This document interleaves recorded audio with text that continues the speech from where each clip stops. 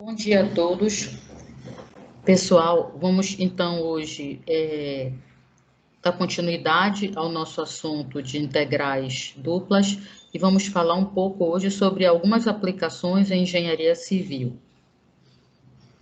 Bem, nós já discutimos um pouco na última aula, né, sobre esse assunto, mas vamos supor que uma lâmina ocupe uma região D do plano XY, tá? Então, digamos que você tem uma determinada lâmina, que pode ser de determinado material, uma chapa metálica, e a gente sabe o seguinte, que a densidade superficial, ela é descrita pela massa por unidade de área, né? Então, a gente sabe que a gente tem três tipos de densidade, né, que a gente já até viu lá em cálculo 1. Então, a gente tem a densidade linear, que é a massa sobre um comprimento, né? Isso aqui é a densidade linear. Temos a densidade superficial, que é massa sobre área. Então, essa aqui é a densidade superficial. E nós temos também a densidade volumétrica, que nós vamos abordá-la quando chegarmos na parte de integrais triplas, tá? Bem, então, o que acontece? Quando a gente tem a densidade ao longo de todo o elemento constante, a gente utiliza essas fórmulas que já são do nosso conhecimento. Porém, nós vamos imaginar um elemento, né, um material, onde essa densidade ela varia, né, de acordo com as coordenadas de cada ponto dentro desse elemento superficial D. Então, nós não podemos mais utilizar simplesmente esta fórmula aqui, tá? Então, pessoal, como é que a gente imagina? Olhem só para esse elemento aqui. Primeira coisa que a gente tem que imaginar quando nós vamos resolver um problema deste tipo, nós vamos pensar no seguinte, que a densidade ela é igual ao limite de ΔM sobre ΔA quando ΔA tende a zero. Como é que a gente imagina isso? A gente imagina que essa densidade é esse limite porque nós pegamos essa região D e subdividimos em N elementos, em subelementos, você pode até imaginar quadrados ou retângulos, nós vamos subdividir, né? E nós vamos ter condições de calcular a densidade em cada ponto, tá? Então, o ΔM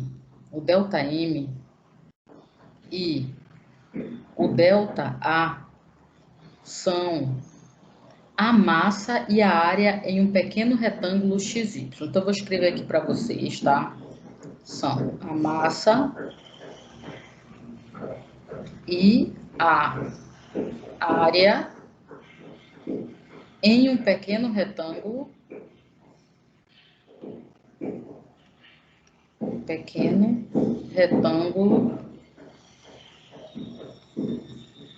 XY, ok, pessoal?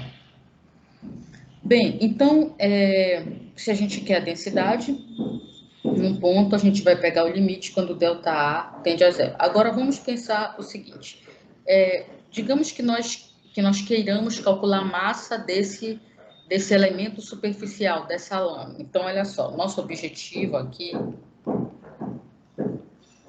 seria calcular a massa da lâmina. Então, o que a gente faz? Nós vamos aumentar o número de subretângulos, tá? Aqui nessa região D. Então, aqui na região D, nós vamos aumentar o número de subretângulos e nós vamos ter condições de calcular a massa total. Olha só, dessa expressão aqui, que eu vou chamar de 1, então, de 1, a gente pode pensar o seguinte, que ΔM é aproximadamente, deixa eu colocar aqui, ρ de XY ΔA. Então, se a gente aumentar o número de subretângulos, eu posso calcular a massa em cada um desses subretângulos. E eu posso expressar essa massa, já que eu tenho ali sub-áreas, né, subretângulos ou subquadradinhos, eu posso expressar esta massa como um somatório duplo, por exemplo, onde o I varia de 1 até um determinado K, o J varia de 1 até um determinado L, e aí você marcando um ponto lá no elemento X, I, J, Y e J, tudo isso vai ser multiplicado pelo ΔA. Quando a gente toma o limite desse somatório duplo, né, a gente vai ter a soma de Riemann para a integral dupla e a gente vai ter o seguinte, que a massa, né, essa massa, quando a gente toma o limite, a gente tem valor exato da massa, né? Então, vai ser o limite, o K tendendo a infinito, o L também tendendo a infinito, que é a mesma coisa que dizer que o ΔA tende a zero. Então, somatório de 1 até K, somatório de J, 1 até L, de ρ, X e J, asterístico, Y e J, asterístico, ΔA, isso aqui é igual à integral dupla de ρ, XY, dA. Ou seja, nós podemos expressar a massa através desta integral dupla, tá? Então, se você conhece a densidade, que varia ao longo de XY, conhece a região, você pode facilmente calcular a massa. Lembre que nós estamos calculando a massa de regiões planas. Essa região, ela está no plano XY. Eu não estou calculando a massa de uma superfície no espaço, que tem uma determinada curvatura. Aí você teria que mudar esse dA, que é o elemento de área para qualquer superfície, né? Que é o nosso próximo assunto, tá bom? Então, vamos fazer esta aplicação aqui. Seja a lâmina de aço no formato circular de raio 1 e suponha centro na origem. Calcule a massa da lâmina, considerando que a densidade superficial do aço, neste problema particular, varia linearmente em relação a x, conforme a expressão, ok? Então, a gente sabe o seguinte, que a equação dessa região que é circular de raio 1, é essa equação. Então, na verdade, a região D é esta região aqui. Então, poderia ser uma chapa, por exemplo, circular, que essa é a região D, ok? E a gente sabe que a massa é igual a integral dupla sobre a região D da densidade dx dy. Então, essa massa, ela vai ser igual ao ρ, que é 200x ao quadrado dx dy. Como a região D é uma região circular, um disco circular de raio 1, o que nós podemos fazer? Nós podemos trabalhar em coordenadas polares. Então, nós podemos definir as coordenadas polares de D, que nós já sabemos, x é igual a r cosseno de θ, y é igual a r seno θ, o r varia de 0 até 1, o raio é 1, e o θ de 0 a 2π. Então, nós vamos substituir todos esses valores dentro da expressão da massa. Então, nós vamos ter aqui a integral. Vou colocar aqui 0 a 1, 0 a 2π, 200. Quem é o x? O x vai ser r ao quadrado cosseno ao quadrado de θ. E o dx dy, pessoal, não esqueçam, né? Dx dy é r dr dθ. Então, aqui nós vamos ter r dr dθ. Então, como é que vai ficar a nossa massa?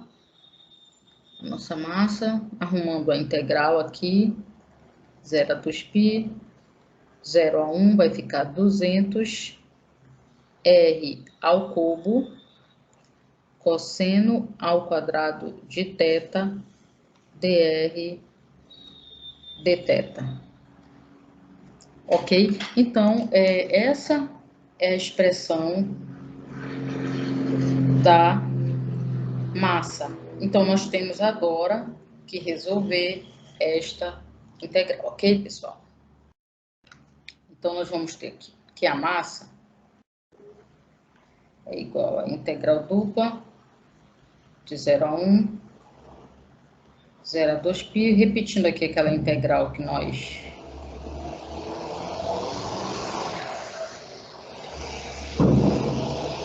200r ao cubo, né?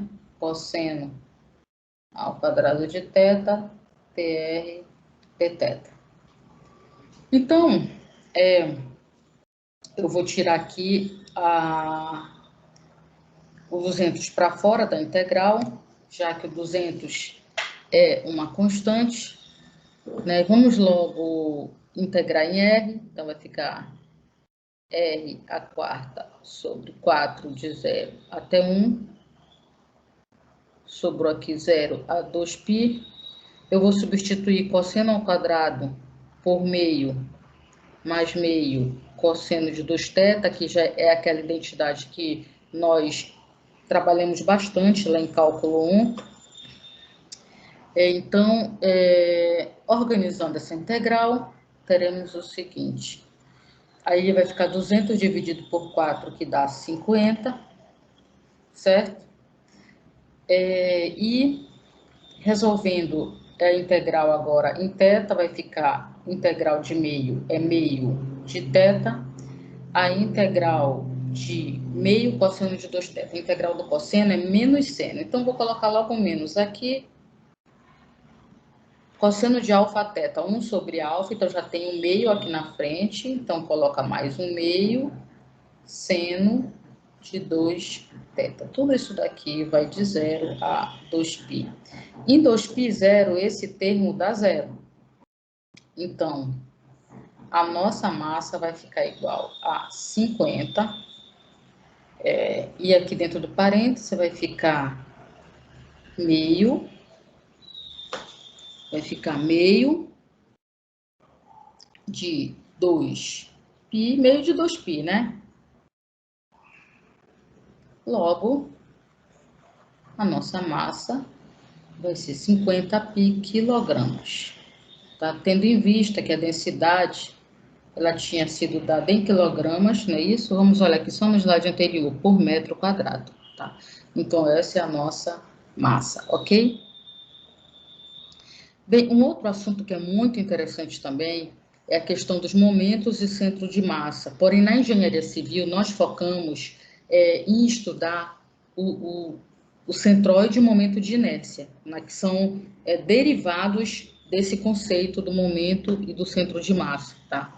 Então, a gente viu lá em cálculo 1, né, a definição do centro de massa. Então, a gente sabe o que? Quando a gente vai calcular os momentos em torno do eixo X, por exemplo, então, você imagina um peso aqui, digamos que você tem uma área qualquer e você queira saber qual é, você tem vários pesos. Imagina a sala da sua casa, você tem um ventilador num ponto, você sentado num ponto, o sofá em outro ponto, a rack em outro ponto. Cada um desses elementos são um ponto material, tem um peso ali que a gente sabe que aponta para o centro da Terra, e a gente não vai trabalhar com cada um peso desse de forma individual, porque os cálculos ficariam muito complexos. Então, o que, que você pensa?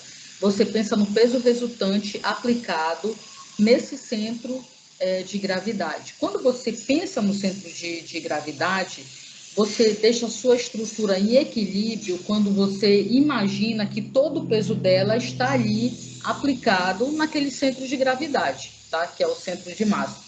Quando você calcula os momentos em torno do eixo, olhem só aqui para esse elemento, em torno do eixo X, pegue a sua mão direita, né? Você vai achar o momento em torno do eixo X. Aponte o seu polegar na direção do eixo X e seus dedos na direção dessa seta e gire em torno de X. Você vai ver que a distância percorrida pelo ΔW é ΔW vezes Y. Então, quando você calcula o momento em torno do X, você vai usar o Y. E quando você calcula o momento em torno de Y, use de novo a regra da mão direita, aponte o seu polegar para a direção do eixo Y, coloque os seus 4 dedos na direção da seta e gire em torno do eixo Y, e você vai ver que a distância percorrida é X, ok? E aí os momentos em torno de Y vão ser você vai usar sempre o X. Esse W, pessoal, o que é importante falar disso aqui?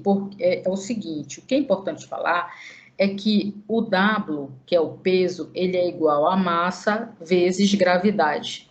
Então, a gente considera, por exemplo, que essa gravidade ela é constante, né? Ao longo aqui do nosso planeta. Então, vamos pensar que quando você está calculando o somatório do momento em torno de Y, por exemplo, isso aqui vai ficar somatório de X, aí ΔW. Aí você vai ter vários MZs aqui, por exemplo, vezes o G. Então, esses Gs aqui, eles vão se anular, tanto no somatório de MY, como no somatório de MX. Então, o G se anula. Então, como o G se anula, você vai ter essas equações aqui do somatório do MY e do MX apenas em função da massa. E aí você vai ter o centro de massa, tá? Como é dado aqui nessas definições, tá? Então, a massa, imagina, de uma região RJ, é aproximadamente ρ delta A. A gente já viu isso, né? Então, a massa é ρ delta A. Ela é aproximadamente isso. Então, eu vou tirar esse igual daqui. E a gente pode aproximar o momento, por exemplo, com relação ao eixo X. O momento com relação ao eixo X, como a gente mostrou no slide anterior, ele vai utilizar a distância, né, Y. Então, o momento, ele não é peso vezes distância, né? Só que o peso, a gravidade,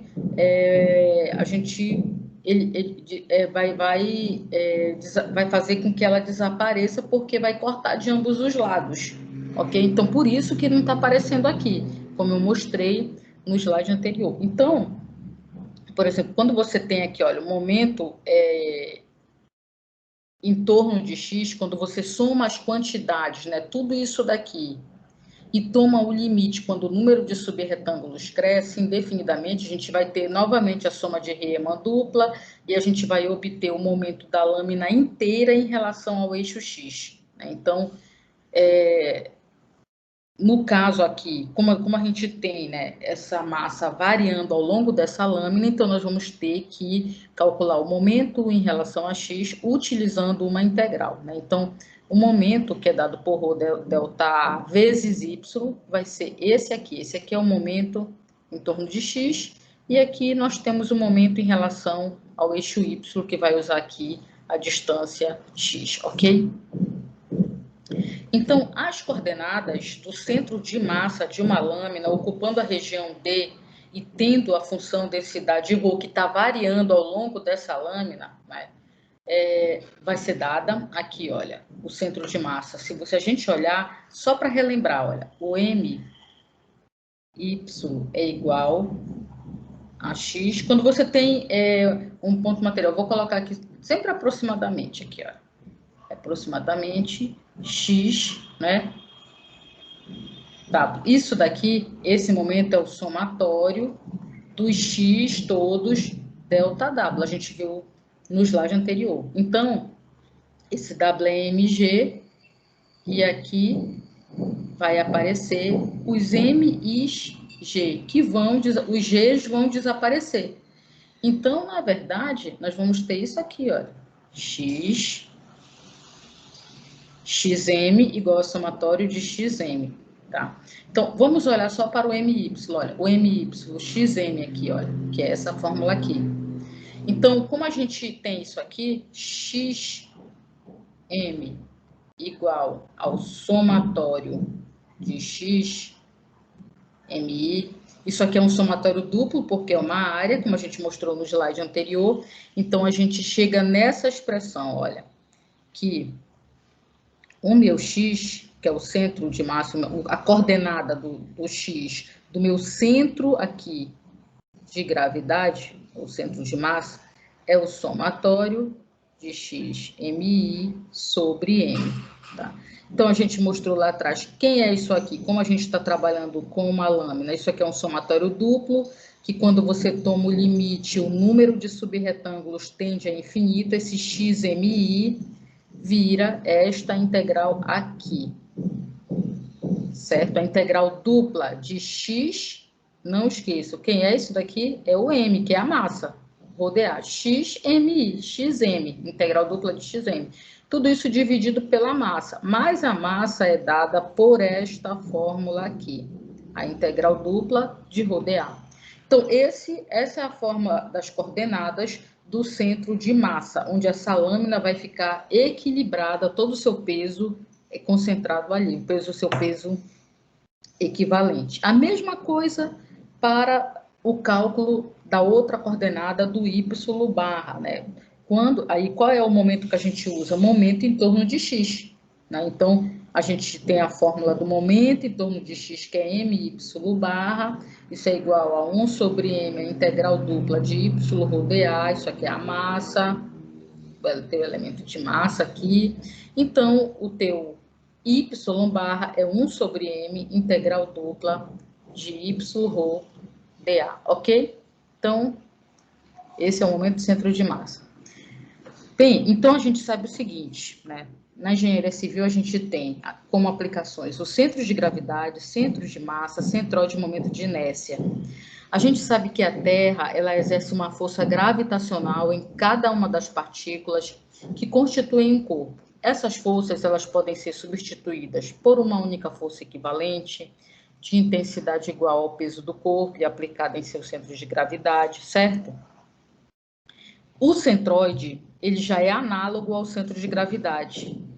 Mas na engenharia civil, o que a gente considera? Que a massa, que a densidade não varia ao longo da superfície, que ela é constante. Você considera que o material é homogêneo, você tem o mesmo material ao longo da seção, então você não vai ter as complicações que a gente tem no cálculo do centro de massa, já que a densidade está variando. Então, se você olhar para essa fórmula anterior, deixa eu mostrar novamente, olha só aqui, esta fórmula aqui, se você tiver nessa fórmula o ρ constante, olha, aqui no m do denominador você vai ter outra integral. Se o ρ é constante e esse ρ é constante, eles já vão desaparecer. Então, a integral ela vai ficar mais simples. Então, quando a densidade é constante, o centro de massa vai se transformar no centroide, tá? Só dando mais uma explicação, que eu falei para você, por exemplo, você tem, quando você estuda física, né, engenharia, você sempre fala em pontos materiais. Então, se você está na sua sala aí, cada ponto, né, onde tem um determinado peso, é um ponto material, né, no qual localiza o peso, né, o seu peso. E aí você tem, o que você pode ter? Um ponto, né, que seria o centro de gravidade, que você quer calcular. Quem é esse centro de gravidade? Esse centro de gravidade, pessoal, esse centro de gravidade que a gente encontra, que é o centro de massa, é o ponto no qual se localiza o peso resultante do sistema de pontos materiais. Então, a gente calcula esse peso resultante, descobre onde está essa coordenada, então você imagina que ao invés de considerar milhares de pontos materiais ou todos os pontos materiais que está em cima de uma laje, por exemplo, você considera o peso resultante que está equilibrado no centro de gravidade, que na engenharia civil vai se confundir com o centroide, tá? Então, o peso dos pontos materiais, a gente, para fazer a redundância, a gente considera que ele é sempre um sistema de forças paralelas apontando para o centro da Terra. Porém, a gente sabe que essa afirmação não é rigorosamente correta, porque você pode ter pesos em outras direções, que não necessariamente sejam todos paralelos entre si. Mas isso é apenas um modelo matemático, tá? Então, a gente viu, né, centros de gravidade dos pontos materiais, né, a gente vai ficar no plano, aqui no nosso caso, tá, mas a gente vai estender para o espaço quando a gente começar a integral tripla, né, então, esse x barra, y barra, z barra são as coordenadas do centro de gravidade do sistema de pontos materiais, e esse x aqui com o símbolo do tio em cima são as coordenadas de cada ponto material. Quem é o somatório de W? Seria a soma resultante desses pesos de todos os pontos materiais do sistema. Bem, então a gente focando no nosso centro de massa, né, no centro de massa, como a densidade varia, a massa vai ficar aparecendo aqui, né? Então, a densidade varia, então essas são as coordenadas do centro de massa. Então, o movimento da matéria sob a influência de forças, análise dinâmica, aceleração da gravidade, você não usa centroide, você usa centro de massa. Tá? Então, quando você... Onde é que se usa isso? Análise dinâmica, você usa centro de massa. Tá? Então, e como eu falei para você, como o G se cancela, né? Porque a gente considera o G constante, a gente não vai ter o G aqui, tá? Ok. E quando vai para o centroide? Olha para a fórmula anterior, pessoal. Na fórmula anterior, essa massa, a gente sabe que ela é o ρdA, integral dupla de ρdA. Então, se a densidade for constante, notem que o ρ vai desaparecer aqui do denominador e do numerador e do denominador. Então, vai desaparecer do numerador, não é isso? E do denominador. Porque o que a gente tinha antes? A gente tinha, né, no centro de massa, a gente tinha no centro de massa que o x barra era isso aqui, olha. X rho dA, né? Vou colocar a integral dupla para ficar bonitinho aqui. X rho dA na região, vou colocar uma região aqui D. E aqui no denominador a gente tinha o ρ, né? O ρ de XYDA. Eu coloco ρ de XYDA em D. Então, nota, isso aqui eram as coordenadas do centro de massa. Não é verdade? Vou colocar só no plano, né? Porque a gente está trabalhando no plano aqui. Então, nota que quando isso aqui é constante, esse ρ é constante, ele é eliminado da fórmula e você vai ter que o teu x barra agora é a integral de xdA. E aí, o nome muda para centroide, porque a coordenada agora fica só em função da geometria da peça. Nota que não tem mais elemento de massa, né? Olha para o y também. Então, o centroide é um caso particular do centro de massa, quando a densidade ela é constante. Aí você vai aplicar em várias propriedades da engenharia civil. Lá em resistência dos materiais ou mecânica geral, o professor nunca coloca integral dupla, ele sempre coloca uma integral só. E muitas vezes, quando a área da seção é conhecida, ele faz assim, olha, x dA e coloca a área aqui sobre a área aqui embaixo, que a área você conhece, né? Então, 1 sobre A. Então, você vai ver muito esse tipo de fórmula aqui, tá bom? Então, aqui, olha, YdA sobre a área sobre A. Então, isso aqui é as coordenadas do centroide. Então, aqui, É isso que vocês vão ver lá na engenharia, tá?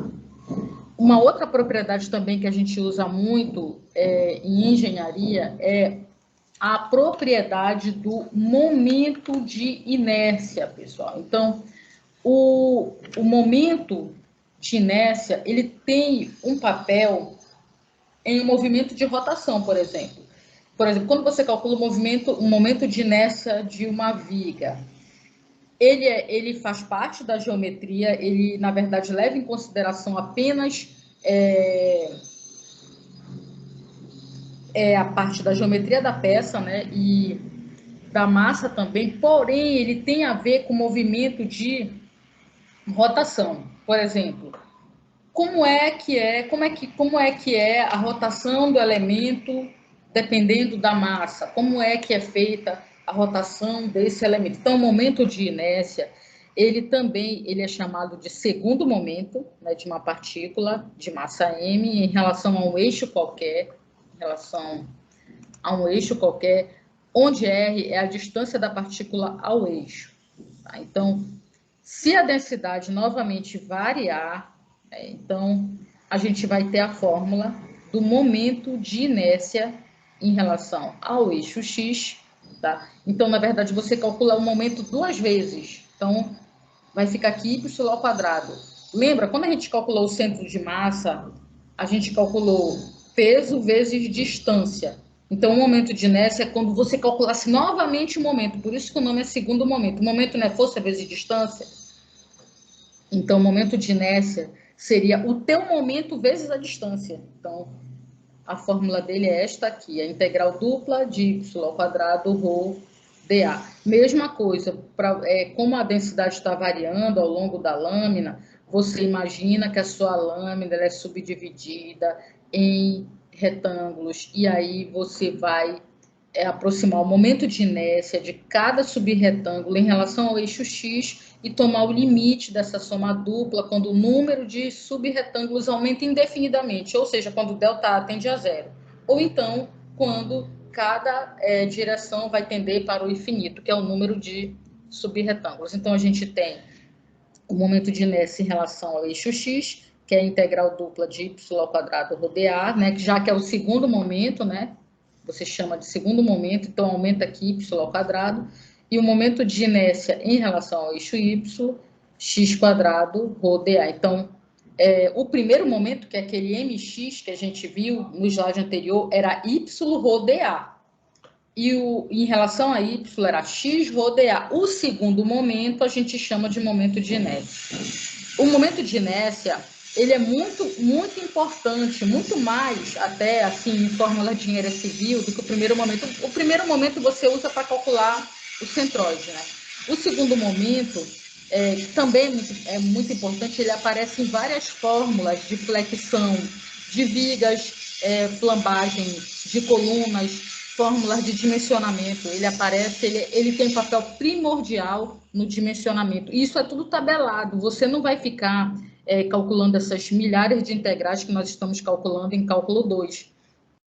Eu vou mostrar algumas tabelas que existem, mas existem muitas tabelas de primeiro momento, centroide, cálculo do centroide e momento de inércia. E é de interesse também na engenharia civil calcular o momento de inércia em relação à origem, que é chamado momento polar de inércia, tá?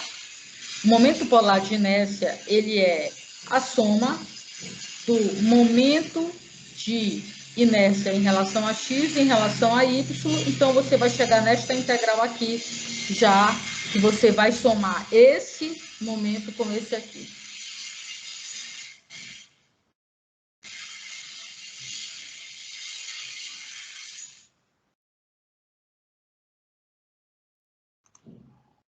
A outra coisa, pessoal, então, só para concluir aqui a definição dos momentos de inércia diária e como a gente aplica no projeto de um elemento de estrutura, tal como uma viga ou coluna, esses momentos, eles requerem o cálculo dos momentos de inércia, que, por sua vez, na maioria das seções, já estão tabelados, tá?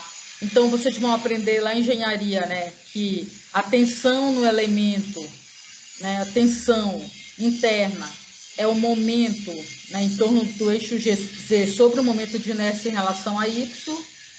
E essa integral aqui, ela representa o momento de inércia da área em relação ao eixo Y. Tá? Então, a gente já está trabalhando aqui com uma seção qualquer, onde você já imagina os três eixos, que ainda não é o nosso caso aqui. Nós vamos chegar nesse caso aqui, na parte de integral tripla, que aí você já vai considerar os três eixos. Eu estou considerando só uma seção plana mesmo, pode ser uma seção de uma viga, tá bom? Então, olha só, complementando aqui, na engenharia, vocês não vão ver escrito duas integrais aqui, a integral dupla, mas vocês têm que sempre ter em mente que essa integral que aparece aqui é a integral na área, que é a integral dupla. Então, isso aqui vai aparecer muito para vocês na engenharia. Então, quando você calcula o momento polar de inércia, lá é chamado de J, né? Aqui a gente está chamando de zero, momento polar de inércia, você calcula em relação à origem, que é a soma desses dois aqui, do momento em relação do momento de inércia em relação a Y.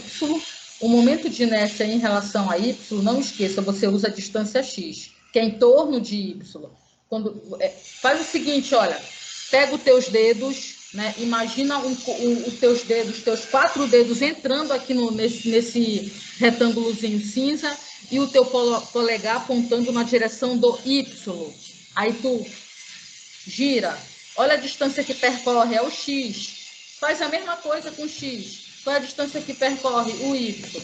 As unidades do momento polar e do momento de inércia pode ser milímetro a quarta, centímetro a quarta, pés a quarta, porque se você olhar aqui para a fórmula, olha, você sempre vai ter uma medida que é unidade de, vou colocar aqui metro ao quadrado e a área também metro ao quadrado, olha.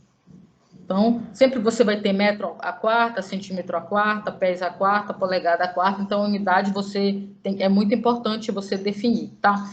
O que eu vou fazer, pessoal? Na aula ao vivo, a gente vai resolver os problemas relacionados ao cálculo do centroide, cálculo da massa, cálculo do momento de inércia. Eu vou pegar alguns problemas onde a densidade varia e alguns problemas usuais que vocês fazem em engenharia civil, tá bom?